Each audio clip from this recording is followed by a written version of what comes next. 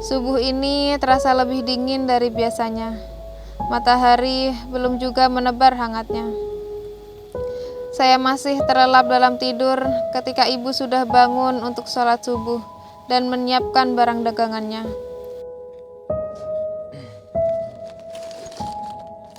Duh, Bil. Ayo bangun. Salat subuh. Ibu mau berangkat.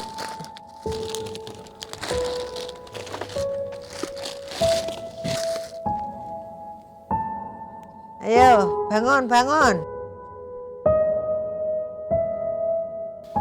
Itulah yang dilakukan ibu setiap hari sejak ayah pergi mendahului kami 16 tahun lalu. Nama saya Siti Mas Tufah, biasa dipanggil Tufah. Saya lahir di Desa Kertonegoro, Kecamatan Jenggawah, Kabupaten Jember, 21 tahun lalu. Ibu adalah seorang penjual sayur keliling. Jam 4 subuh, ibu sudah berangkat ke pasar dan pulang siang hari. Jam 4 sore, ia berangkat lagi hingga menjelang maghrib bahkan lebih. Bagi saya, ia adalah seorang perempuan tangguh yang menjajakan dagangan keliling kampung sepanjang waktu. Hanya kumandang azan yang sanggup menghentikannya. Ya, ibu telah menggantikan posisi ayah menjadi tulang punggung keluarga hingga sekarang, dan saya bangga kepadanya. Ya Allah, lindungilah dan sehatkan selalu ibuku, orang yang telah mengasuh dan membimbingku sedari kecil hingga kini.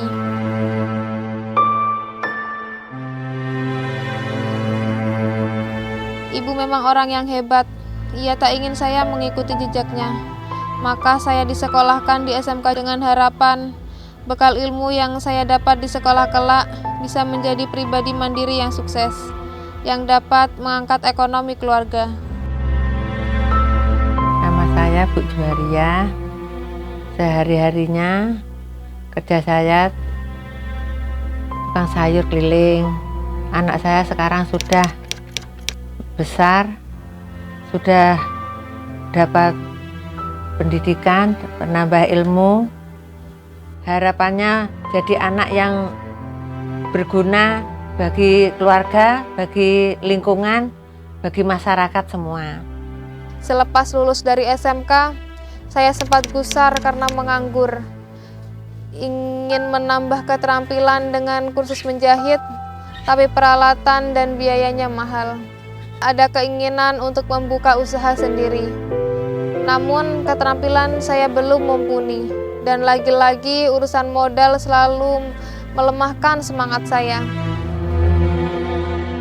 Dan bila melihat mata lelah ibu, tak sanggup bila bibir ini terbuka jika mengharap darinya, apalagi untuk meminta. Tidak. Dilema ini hampir membuat saya tutup mata dan pasrah dengan keadaan.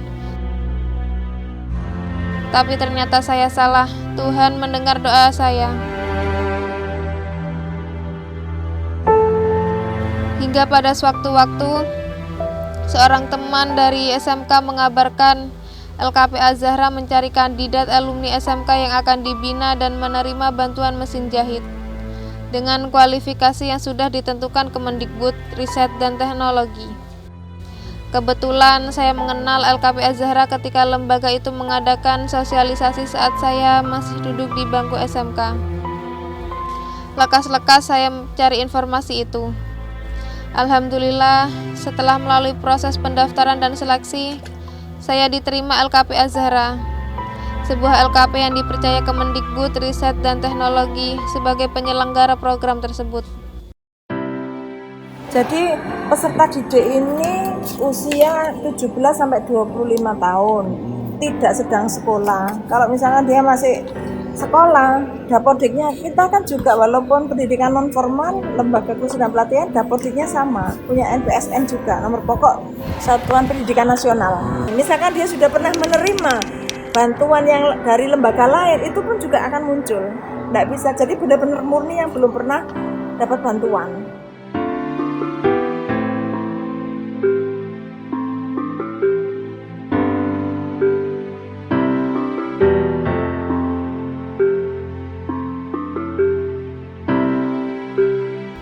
1 bulan lebih saya menjalani pendidikan dan pelatihan tata busana, dipandu oleh tenaga pengajar yang profesional dari LKP Azhara, membuat saya makin yakin dengan keilmuan yang diberi. Bahkan, saya dan teman-teman diberi pembekalan untuk menjadi penjahit dan desainer profesional yang berkualitas, dengan harapan menjadi trendsetter mode di kemudian hari.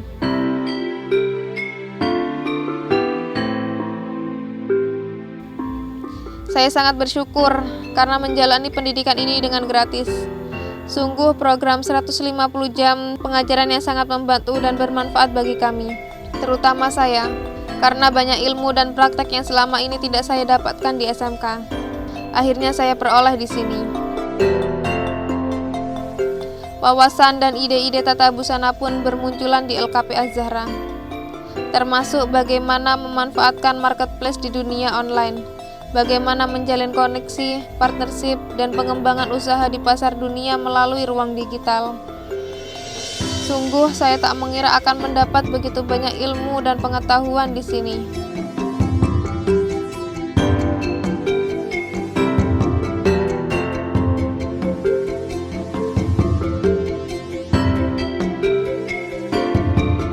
Jadi aku sendiri untuk modal nggak saya kasih batasan. Saya ingin anak-anak itu punya imajinasi sendiri, punya inovasi sendiri. Jadi mandiri nanti.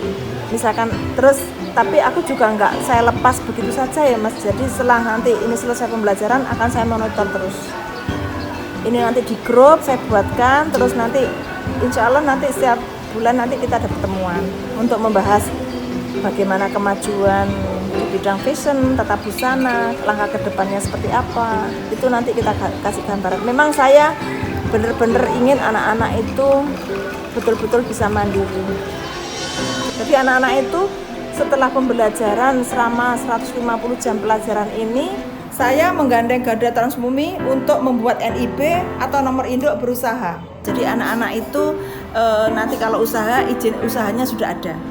Outputnya dia sudah bisa buka usaha dan aplikasi untuk menambah pengetahuan di Pinterest juga sudah saya berikan.